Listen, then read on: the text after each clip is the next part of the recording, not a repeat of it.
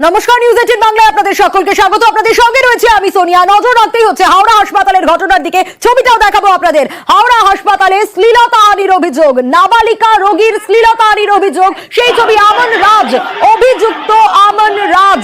হাসপাতালে সুপারকে ঘিরে রীতিমতো বিক্ষোভের ছবি। হাসপাতালে পুলিশ বিক্ষোভকারী বচসা।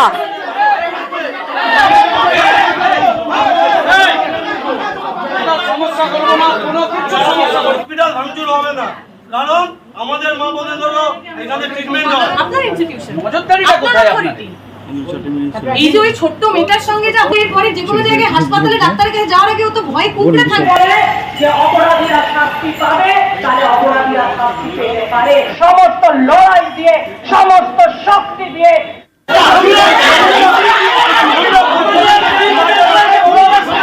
তাহলে একটা মহিলা স্টাফ নেই কেন? কোনো মহিলা লাগে না।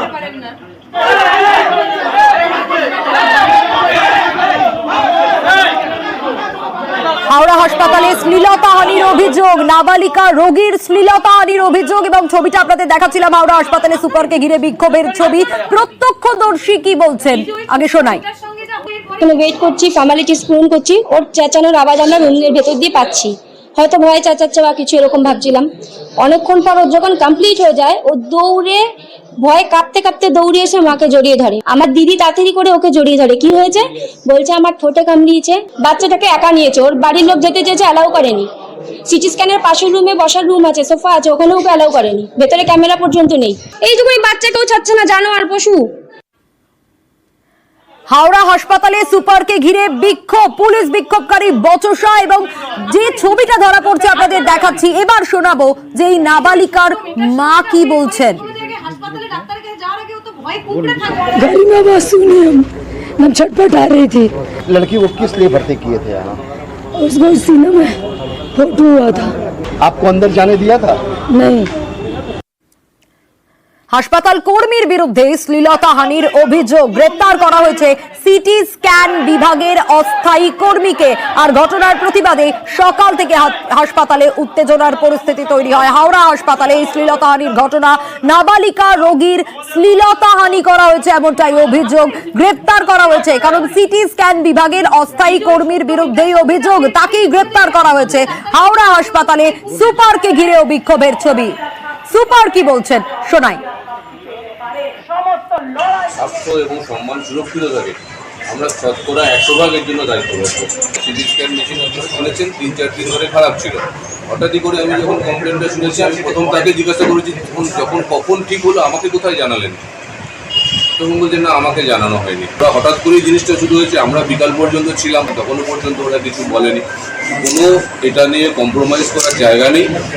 নারী সুরক্ষা নিয়ে আমরা এক বিন্দু পিছিয়ে থাকবো না। আমরা সুরক্ষা এনশিওর না করতে পারি, তাহলে যারা যারা দায়িত্বে থাকবে তাদের চলে যাওয়া উচিত। সিএমওএইচ কি বলছেন শুনুন। সমস্ত লড়াই দিয়ে, সমস্ত ব্যবস্থা না হয়েছে মানে ওকে তো মানে ওই ছেলেটা যেটা মেল অ্যাটেন্ডেন্ট, সেই মেল অ্যাটেন্ডেন্টকে তো আমরা এফআইআর করে অ্যারেস্ট করে দিয়েছি।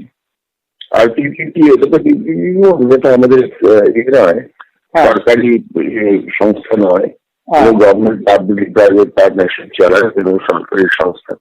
সেই সরকারি সংস্থাকে আমরা সমস্ত প্রয়োজনীয় সিদ্ধান্ত নেব এর এগেনস্টে এবং একটু জানাবো স্বাস্থ্য ভবনে। পরবর্তী ক্ষেত্রে কন্টিনিউ করবো কি ডিসকন্টিনিউ করবো, পরবর্তী ক্ষেত্রে আসবে। আর অন্যান্য পুলিশের দিকে পুলিশকে বলা হয়েছে, ওকে শোকজ করা হয়েছে যে কি করে এটা মেল অ্যাটেন্ডেন্ট, ফিমেল অ্যাটেন্ডেন্ট ওরা ক্লেম করছে আমাদের আছে, কেন মেল অ্যাটেন্ডেন্টকে দেওয়া হলো। হাওড়া হাসপাতালে একেবারে সুপারকে ঘিরে বিক্ষোভ, হাসপাতালে পুলিশ বিক্ষোভকারী বচসা। সুপারের ঘরে বিক্ষোভ বামেদের তরফেও, সুপারের ঘরের বাইরে বিক্ষোভ বিজেপিরও। আপনার ইনস্টিটিউশন নজরদারিটা কোথায় আপনাদের? এই যে ওই ছোট্ট মেয়েটার সঙ্গে যা হয়ে পড়ে, যে কোনো জায়গায় হাসপাতালে ডাক্তারের কাছে যাওয়ার আগে ও তো ভয় কুঁকড়ে থাকে যে অপরাধীরা শাস্তি পাবে, তাহলে অপরাধীরা শাস্তি পেতে পারে। সমস্ত লড়াই দিয়ে, সমস্ত শক্তি দিয়ে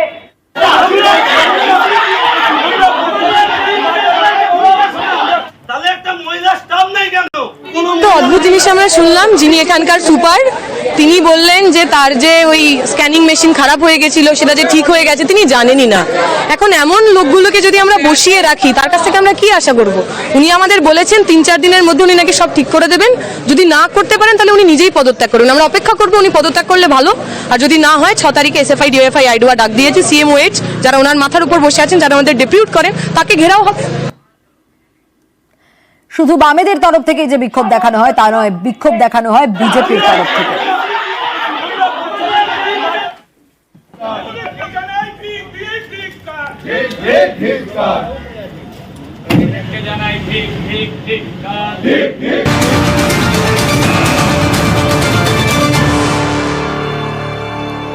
এতক্ষণ দেখছিলেন হাওড়া হাসপাতালের ঘটনাটা, যেখানে হাসপাতাল কর্মীর বিরুদ্ধে রোগীর শ্লীলতাহানির অভিযোগ উঠছিল। এবার দেখাবো একেবারে উল্টো ঘটনা। ইলামবাজার ব্লক প্রাথমিক স্বাস্থ্য কেন্দ্র, সেখানে নার্সের শ্লীলতাহানির অভিযোগ।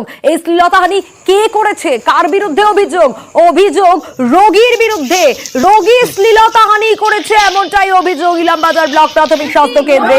এক রোগীর বিরুদ্ধে শ্লীলতাহানির অভিযোগ। নার্সের শ্লীলতাহানির অভিযোগে গ্রেপ্তার করা হয়েছে অভিযুক্ত রোগীকে। স্বাস্থ্যকর্মীদের নিরাপত্তার দাবিতেই তাই এই বিক্ষোভের ছবিটা। স্বাস্থ্য কেন্দ্রের চিকিৎসক, স্বাস্থ্যকর্মীরা তারা বিক্ষোভ দেখাচ্ছেন।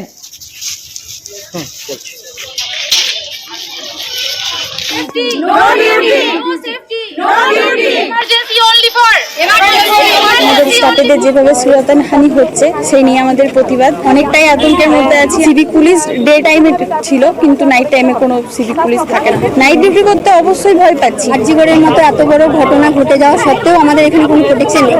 মর্নিং ইভিনিং শিফটে কোনো পুলিশ কর্মী এখানে থাকে না। আমরা নিরাপত্তাহীনতায় ভুগছি। নিরাপদভাবে আমরা যেন ডিউটি করতে পারি। যে ঘটেছে এটা খুব দুর্ভাগ্যজনক। এই ধরনের ঘটনা কোনোভাবেই কাম্য নয়। এইটাকে কন্ডেম করছি এবং আমি বলছি যে এই ধরনের ঘটনা ভবিষ্যতে যেন আর কোনো দিন কারোর ক্ষেত্রে না ঘটে। স্পিড সঙ্গে আলোচনা হয়েছে, রেসপেক্টিভ আইসিদের সঙ্গে বিএমওইচ এবং বিডিও সাহেবরাও আলোচনা করেছেন। রাত্রের যে সুরক্ষা সেটা আরো ভালো হবে আমি আশা করছি। এই ব্যাপারে আমি পুরোপুরি আশাবাদী। অনভিপ্রেত ঘটনা ঘটেছে, তার পরিপ্রেক্ষিতে আলোচনা হলো। কিছু কিছু সমস্যা নিশ্চয়ই আছে, সেগুলো মেটানো হবে। ইমিডিয়েটলি করা সম্ভব সেগুলো তো আমরা করবোই। ওনাদেরও কিছু অভিযোগ ছিল, সেগুলি শোনা হলো। আমরা খুব শিগগিরই এগুলোর ব্যবস্থা নেব। কিন্তু মানুষের প্রবৃত্তিকে তো আটকাবো কিভাবে, সেটা একটা ইস্যু।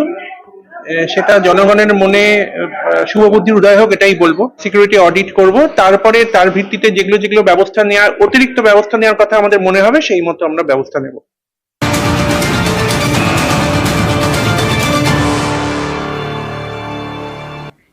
আরজিকরের ঘটনায় যেখানে দিকে দিকে প্রতিবাদ চলছে, তারপরেও কিন্তু এই ধরনের অভিযোগ সামনে আসছে। আরো একটা ঘটনা দেখাবো, নাবালিকাকে যৌন হেনস্থার অভিযোগ, আর সেই অভিযোগ ঘিরে ধুন্ধুমার পরিস্থিতি। কোথায়? মধ্যমগ্রামে। মধ্যমগ্রামের রাজবাটি এলাকায় উত্তেজনার পরিস্থিতি। অভিযুক্তের বাড়ি দোকান ভাঙচুর করে দেয় গ্রামবাসীরা। সেই বিক্ষোভের ছবিটাও আপনাদের দেখাচ্ছি। কিন্তু আরো অভিযোগ ওঠে, অভিযুক্তকে আড়াল করা হচ্ছে। অভিযুক্তকে আড়ালের চেষ্টার অভিযোগ। কার বিরুদ্ধে অভিযোগ? পঞ্চায়েত সদস্যের বিরুদ্ধেই এই অভিযোগ, যে পঞ্চায়েত সদস্য অভিযুক্তকে আড়ালের চেষ্টা করছে। আরো বিস্তারিত জিয়াউল জানাবে। জিয়াউল, একদম দেখো, মধ্যমগ্রামের যৌন নির্যাতনের ঘটনায় অর্থাৎ এই অভিযুক্তকে আব্দুল রৌফ, যে অভিযুক্ত, মূল অভিযুক্ত, তাকে আড়াল করার চেষ্টা করেছিল কে? পঞ্চায়েত সদস্য। অর্থাৎ তার সঙ্গে একটা মিউচুয়াল করে মিটিয়ে নেওয়ার একটা তিনি তথ্য সামনে বলেছিলেন। ফলে এখান থেকে গ্রামবাসীদের অভিযোগ, এলাকার মানুষের অভিযোগ যে পঞ্চায়েত সদস্য কিভাবে মিটিয়ে নেওয়ার একটা নিদান দেন। জিয়াউল, পঞ্চায়েত সদস্যের বিরুদ্ধে কোনো ব্যবস্থা নেওয়া হলো?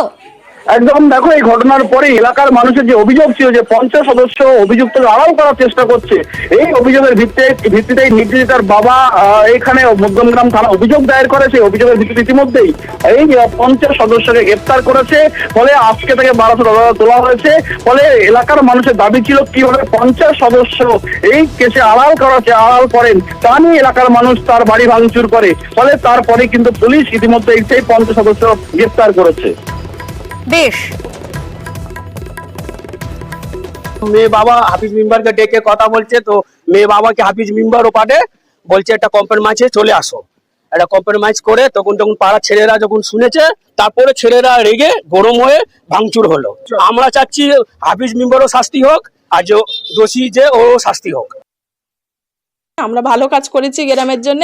ওই পার্টির যে সদস্য উনি কোনো দিন ভালো কাজ করিনি, উনি লোকের কাছে সবসময় খারাপ কাজ করেই গিয়েছে, ওনার নাম নেই আর কি। আমরা ভালো কাজ করেছি জনগণের জন্য। রাত 12টা 1টা আমার হাজব্যান্ড উঠে চলে যেত, ফোন আসলেই চলে যেত। ওইটা ওনার হিংসা। সিপিএমের লোকেরা টিএমসির ওপরে হামলা করেছে।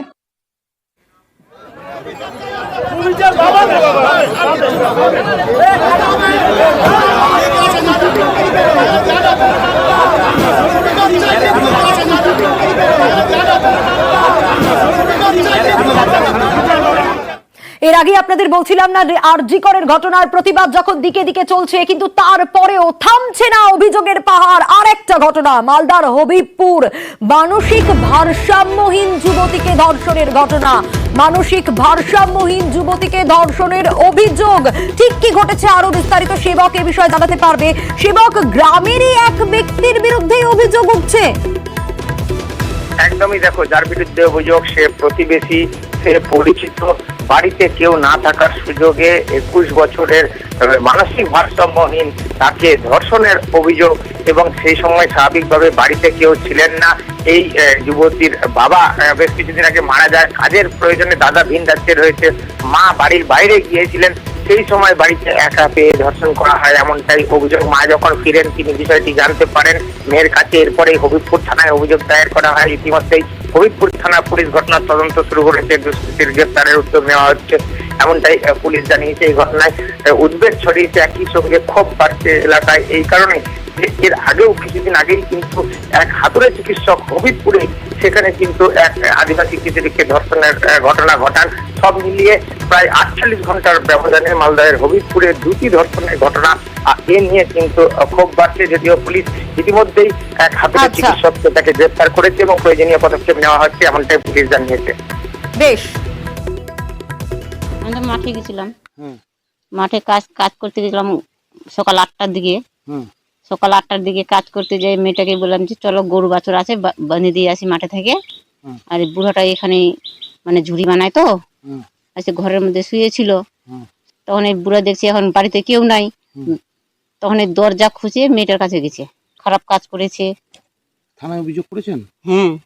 পুলিশ ধরেছে ওকে? হ্যাঁ, কি ভাই আছে, মালদায় আছে। এইরকম একটা মানুষকে সাথে এরকম ব্যবহার করলো, শাস্তি চান? শাস্তিয়ে চাই আমি। এবার আরো একটা অভিযোগ, শ্লীলতাহানির অভিযোগে গ্রেপ্তার করা হয়েছে বিজেপি কর্মীকে। গতকাল রাতেই এক মহিলাকে শ্লীলতাহানি ও মারধর, বিজেপি কর্মীকে গ্রেপ্তার কান্দি থানার পুলিশের। আরো বিস্তারিত এই বিষয়ে জানবো, আমাদের সঙ্গে রয়েছেন প্রণব। প্রণব, ঠিক কি ঘটেছে, কি অভিযোগ এই বিজেপি কর্মীর বিরুদ্ধে? দেখো, এই বিজেপি কর্মী সৌমেন দাসের সঙ্গে তারই এক প্রতিবেশী মহিলার সম্পর্ক খারাপ ছিল, কিন্তু গতকাল রাত্রে সেই মহিলা যখন রাস্তা দিয়ে যাচ্ছিল তাকে মারধর করা এবং শ্লীলতাহানি করা হয় বলে কিন্তু অভিযোগ। এরপরে কিন্তু ওই মহিলা তোমার কান্দি থানায় অভিযোগ দায়ের করে। তারপরে বিজেপি কর্মী সৌমেন দাস অরবে মোনাকে কিন্তু গ্রেপ্তার করে এবং তাকে আজকে কালিকোটে পাঠানো হয়, কালিকোটে তোলা হয় এবং আগামী 7 দিনের জন্য তাকে জেলে হেফাজতের নির্দেশ দিয়েছেন বিচারক। বেশ।